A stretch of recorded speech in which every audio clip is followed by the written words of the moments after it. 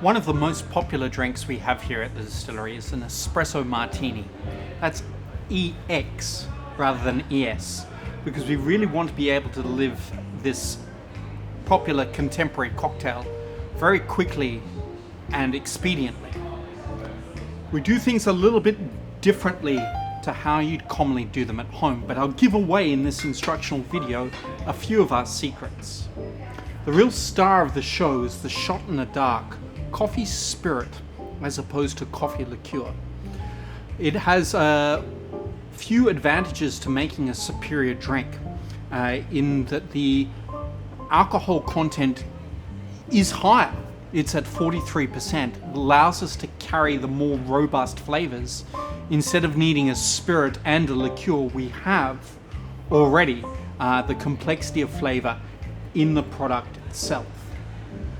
Also, by being a coffee spirit, we have a lot less residual sugar content here.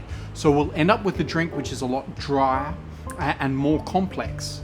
And last but not least, it's really a testimony to the coffee we use in the product itself, which is a cold brew from a unique blend of beans that come from the Atherton tablelands up here in Queensland.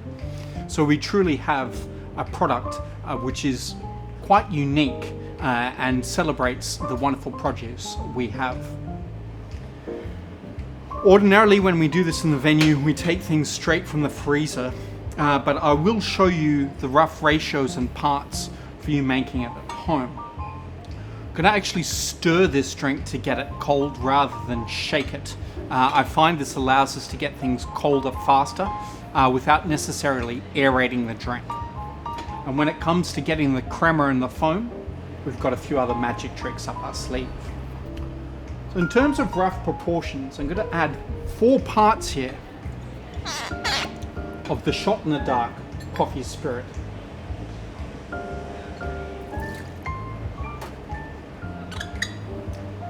I'll use some more of that cold brew coffee. By not using espresso, we end up with some more subtle and delicate flavors and aromas in the drink itself. And lastly, a scant amount. 1 part, barely that, of sugar, just for balance and mouthfeel.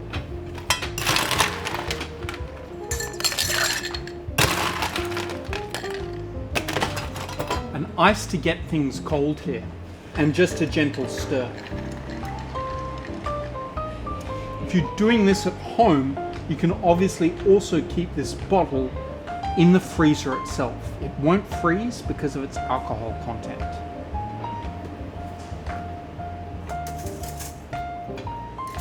Pop the strainer on top, and now it's time to grab my glass.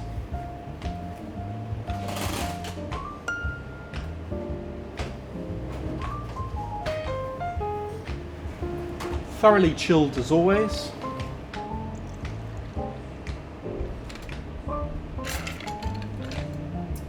And you'll notice by stirring, I haven't achieved that signature crema or foam you commonly find with an espresso martini.